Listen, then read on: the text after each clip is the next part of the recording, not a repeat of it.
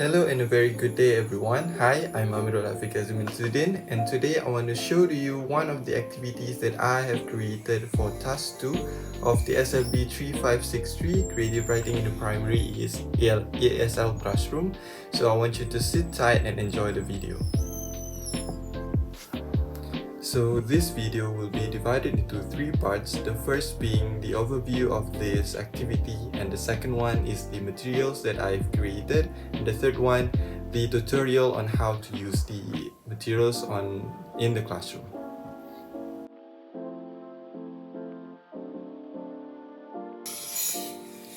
So the name of my activity is Picture Fable Mystery. This game is intended for Year 6 students. So this activity is a collaborative fable game that can be played digitally and physically. It requires pupils to write a fable based on a picture prompt, and pupils will be assisted with a kit that will help them in writing their own creative story. So basically this game can be held in class or can be an independent learning activity as well. From this activity, students will be able to produce a 4 paragraphs long short story creatively by using picture prompt, a fable planner and a word bank. And second, students will be able to describe characters using suitable adjectives by referring to a word bank.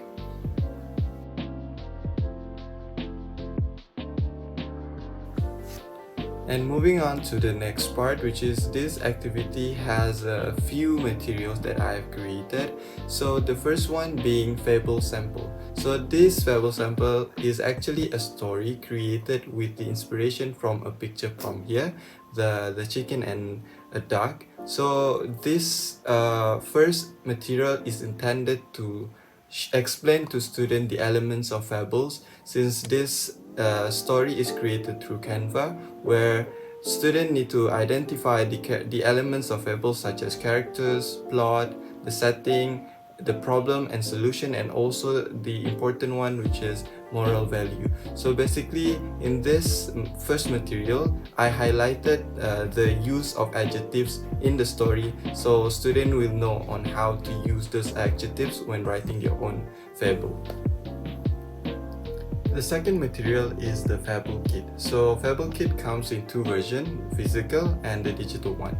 So this Fable Kit consists of 3 things, which are Fable Planner, where students can use to draft and outline their short story, which will help in keeping the flow of the story organized. And the second one is the word bank, which is used to elaborate and describe the main character or other characters in a more in-depth to create a more multi-dimensional character. And the third one is picture prompt, where a student need to solve the puzzle first in order to reveal the picture prompt.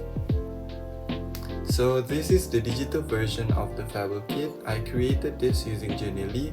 It is quite similar with the physical one, which it consists of the Fable Planner, the word bank, and also student can interactively use this courseware to solve the picture prompt, which makes this digital form Fable Kit more interactive compared to the first one.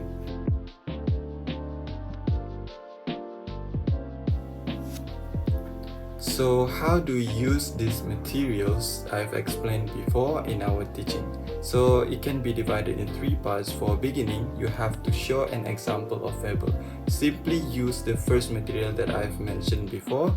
So you need to read the story with pupils and share the moral value learned from the story, and explain that the fable story was actually inspired by a picture prompt, so that they know they can also create a story by simply using a picture prompt. And next part is explain the concept of fables and its elements, which are short stories with a moral lesson, often featuring animals as characters.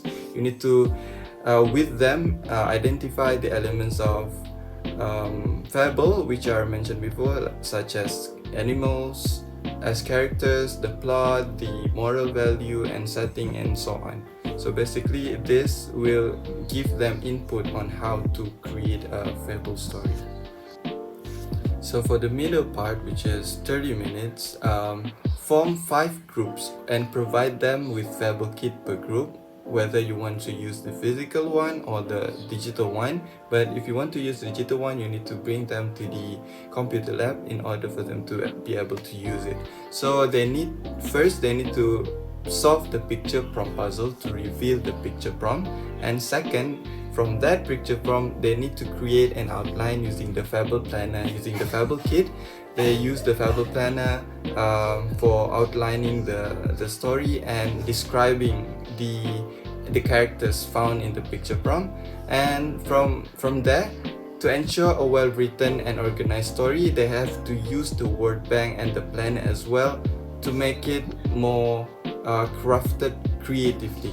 So they also need to use the word bank to describe the characters using the emotions or feelings or adjectives to elaborate more on the characters. And based on the completed planner, they have to write a 4-paragraph long short story based on the picture prompt they have solved, and also the basically all the Fable kit. You have to give them time in order for them to be able to create a well-written story.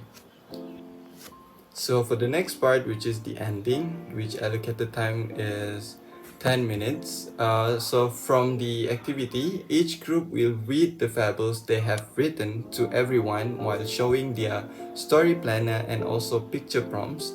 This will let their friends know or themselves knows that they have created a story based on a picture prompt and the planner they have used to guide them in writing.